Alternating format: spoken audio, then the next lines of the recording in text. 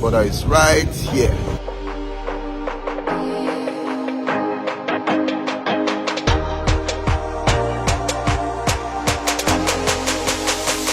Welcome to Benin Republic. Yummy. So I'm now the Python King. Cheers.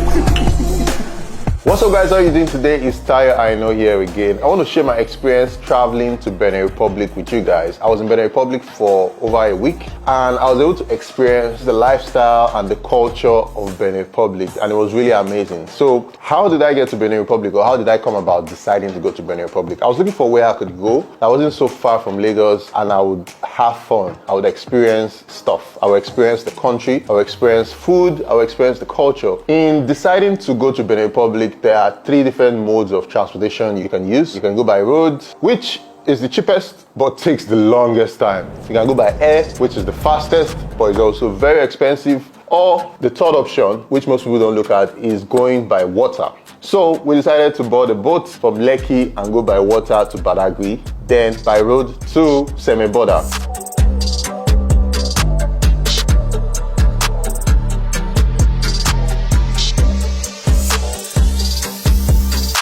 And then we face the next big problem. Between Badagry and Semeboda, there are at least over 50 checkpoints. There's NDLA, there are soldiers, there's police, immigration, there's customs. There are even some people that I don't even know who they were. They were just wearing normal clothes. I don't know whether they were touts. A journey of 15 minutes by road became a journey of 50 minutes because we had to keep stopping and stopping and stopping at each checkpoint. And the sad thing is, most of these checkpoints, it's not like they're there for security as you would think. Many of them just mount these checkpoints to just extort the public, which is sad. The interesting part is that once we got to Semeboda, the road was free. We were home free. I didn't see a single checkpoint. If you're watching this video and you walk in the wherever, you guys need to look into this. This discourages people from traveling to their neighboring countries. Luckily enough for us, our journey was much shorter because our driver was more familiar with the officers. So if you're driving your own personal car, I'm sure you take probably way longer. That aside, on getting to Benin Republic, I had some first impressions of the city. My first impression was that the city was clean. See how empty the road is. The roads are really empty, man.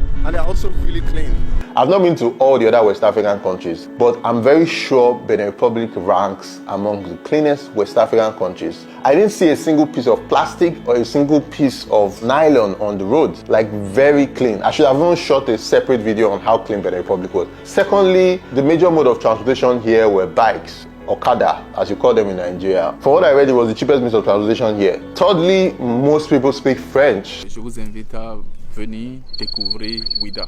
I should have listened to my French teacher when they were teaching me French then. It's very important for you to know how to speak French, for you to communicate with as much people as possible. The way we speak English in Nigeria is the same way many people speak French in Benin Republic. Très joli pays, très accueillant. Obviously, we're hungry. I love eating food. We saw a really nice restaurant. They had a nice view, so we stopped by there to grab some food. And this was where I started noticing that food in Benin Republic is not so cheap like that. It was like middle range. It wasn't so expensive. It wasn't also cheap because we bought food for like 4 people and we spent around $60. The food wasn't so bad. The food was okay. It's nothing exciting. And I decided to take a walk on the beach.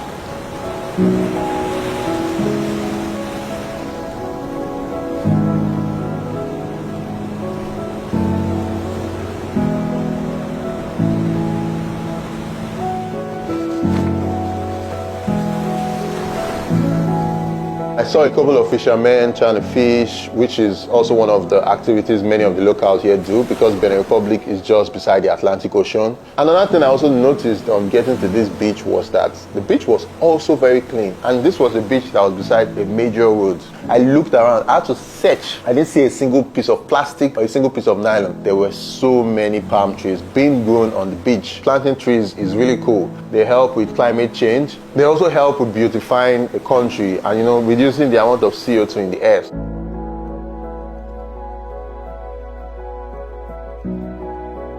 Where are we going to sleep after getting to Benin Republic? One mistake we made was we didn't do enough research before going to Benin Republic because I'm a very spontaneous traveler. Sometimes I just think of, okay, I need to leave my comfort zone. So I go out there, I just pack my backpack and I head out on the road. And it was till we got there that we realized that Hotels in Benin Republic are freaking expensive. Ibis is sort of like a budget hotel all around the world, mostly around Africa. I don't know if they're in other countries. And Ibis was charging something around like 100 euros per night.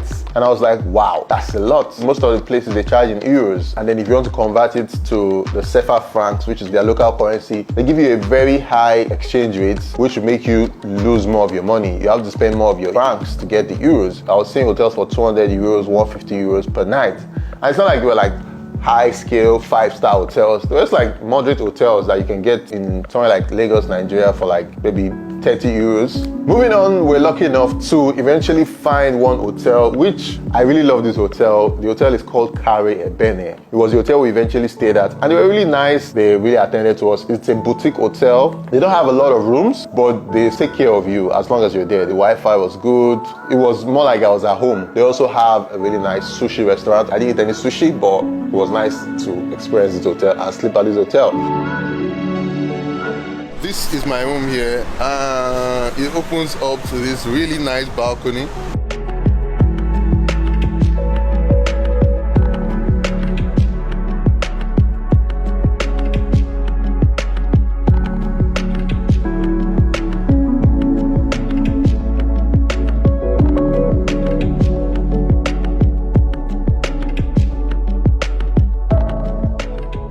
What do you think about the place we currently are at now? It's so cute, it's so my vibe. The music is the best.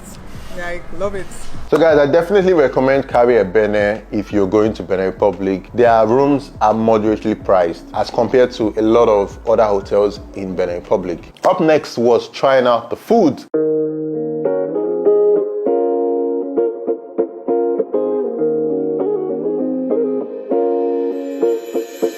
Cheers. Our food is coming very soon. You guys know I told you, everywhere I go, I try to try out their local food. Yummy.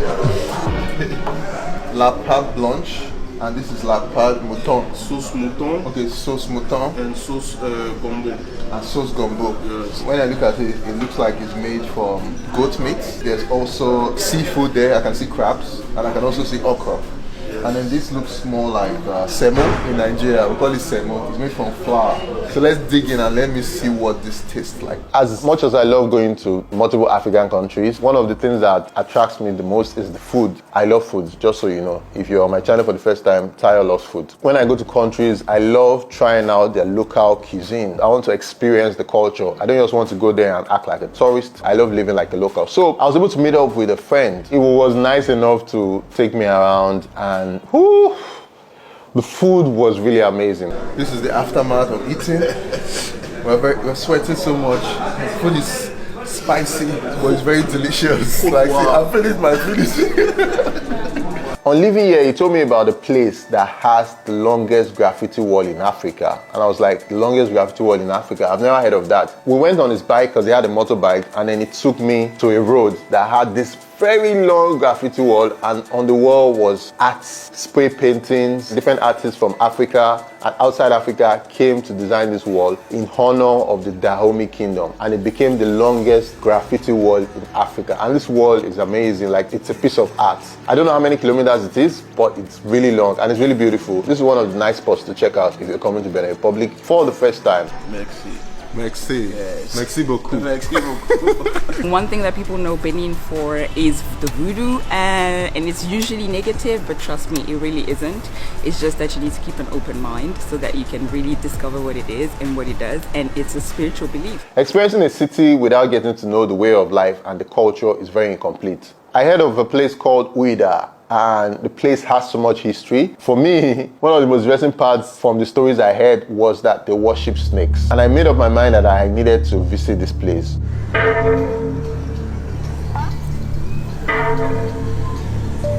It is said that they used to worship pythons here. So we're going inside now and we're going to check out the pythons. My people, welcome into the Python Temple, the only one in West Africa. In our local language, the python name, Dangwe. So Dangwe dread, the longer python. Dangwe for women, the men, the short one. So guys, they're about to bring a python out now. Ooh. Damn. Wow. So the python has a point, 5 points by this side, the same thing by the second side. So the people, that's meant 10 points. Yeah. So the people who worship on the python have the same thing on the face. Every night we leave the door open, they go outside by themselves. Every morning people bring them back. This town, if you kill or eat this animal, you want to go to prison.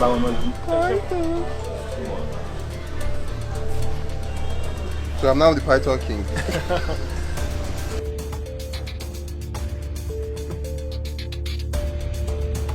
So do they have names? Of course. What's the name of this one?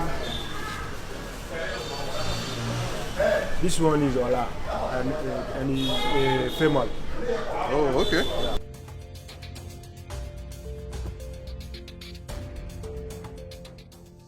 The next day, I wanted to check out what their real estate was like here. Every African country I go to, I like exploring the real estate opportunities and seeing what each country has to offer in their real estate market. Went to a place that has some of the most expensive real estate in Benin Republic, and I went to check out some of the properties there. I was lucky enough to meet an agent who took me around and showed me one of the properties that they are currently constructing. The sad part about this place is that it was beside the airport, so I couldn't fly my drone, so no drone shots in this property tour. Sorry.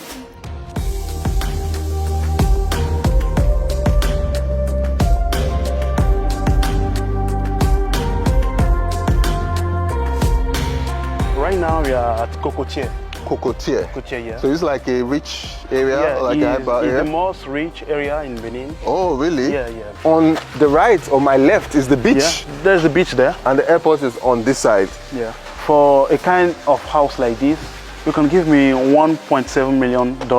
So what are the benefits of investing in a property in Benin Republic? For me, Benin Republic is still virgin. Benin is part of country you have to be right now or in 2 or 3 years. Yes, yeah. Yeah, because there is many things That are coming. It's now the moment to invest in Benin. Benin. Right now is the moment to invest in Benin. Okay, awesome. The proximity with Nigeria, Yeah. the most biggest country in Africa, Yeah. is an opportunity for us.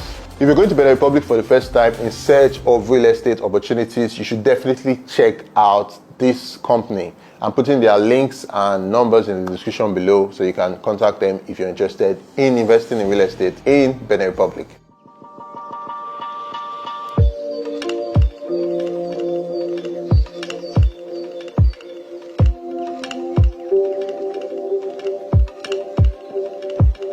To round up our trip before leaving, I heard of a dope place called Bab's Dock. So this place was founded by some foreigners who came to Benin Republic for the first time, and they were so amazed by the beauty and the culture and the lifestyle of Benin Republic that they decided to go back home, sold all their properties, and came back to set up this place called Bab's Dock. We're headed to Bab's Dock now. Bab's Dock is a restaurant that is beside the lake. To get here, you need to hop on a boat and go through some really beautiful mangroves. It's like going through a tunnel. The mangroves are over your head and you're just riding through it on a really nice boat.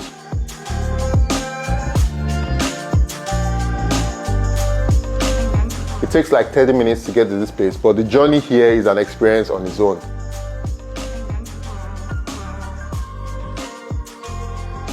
One of the coolest activities you can engage in here is sailing, where you can just sail across this very smooth lagoon and just enjoy the breeze. They have some animals here.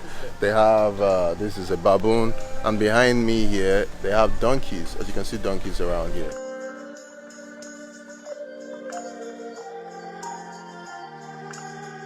It's a nice meal, nice scenery, plenty breeze.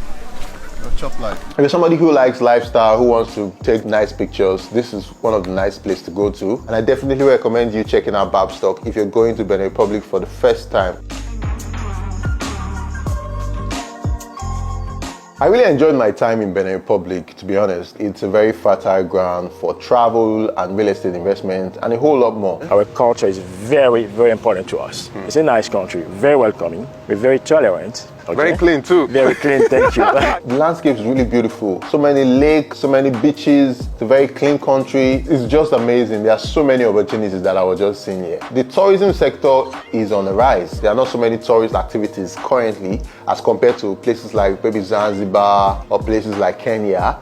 but the tourism sector is on the rise. They are going in the right direction. It's a place that I see a really nice future for. I enjoyed my time there and I enjoyed my experience there. Another thing I also loved about them is they are very proud of their culture. The whole voodoo culture, the whole Python kingdom. You know, it's something that we Nigerians here will probably frown on because, you know, Christians, Muslims, they're like, oh, this is a very different religion from our religion. As a traveler, I always like having an open mind to all these things. I want to study and learn. I believe the more we learn about our cultures, the more we realize that we are more similar than we are different. I really applaud them for being proud of their culture and also showcasing it to the world. We also checked out some other places, which included Gonvier, which is the biggest lake village in the world, the Nature Luxury Lodge, Casa de Papa Resorts, which I already made videos about. You can check them. I'm going to link them up here. And lastly, I also went to a salt village and I also tried out their salt, which I also made a video about. You can also check that up here. What are the cons? What are the things I didn't really like? So one of the things I didn't like I said earlier, was that everything was being charged in euros. I don't know the idea behind this, but it sort of made it very expensive for Africans. We don't make euros in Africa, so why are we charging our products in euros and making it difficult for the Africans who are here to experience countries around Africa? And that's one of the things I noticed when I travel to many of these destinations in Africa, and I think I'm probably going to make a video about it. A lot of the nicest places in Africa, it's like they're not built for Africans to experience. It's like they're built for foreigners to experience. When you see a really nice place, you don't really see Africans there, you just see foreigners. And one of the reasons for this is because most of these places are really expensive, and them charging in euros makes it harder. How many people can afford to go somewhere and spend 300 euros? If you're making money in Africa, especially as a Nigerian, you guys know where our currency is. This is one thing I didn't like. But apart from that, I believe Benin Republic is a really chill place. The people there are really welcoming. Every other thing was really nice. I love the vibe. I love the culture. I love the people. There was no fear of carrying a camera on the streets. I took my camera everywhere. Nobody came to hassle me or disturb me, which was really cool. I recommend you traveling to Benin Republic if you would like to learn about our neighboring countries. Many of the people there, they speak Yoruba. And I spoke Yoruba to a couple people too when I was there, and they understood Yoruba, which was really amazing. So guys, that's all I have for you today, and that's me sharing my experience of Benin Republic. I didn't want to make this video like a voiceover with just me talking in the background, so I decided to just share my experience with you guys. I don't know what you guys think about me sharing my opinions about places like this. You know, just talking directly, sharing the juice of the experience. All the contacts to all the hotels, brands and companies I mentioned in this video are in the description below, so check them out and contact them and tell them Tire Aina sent you.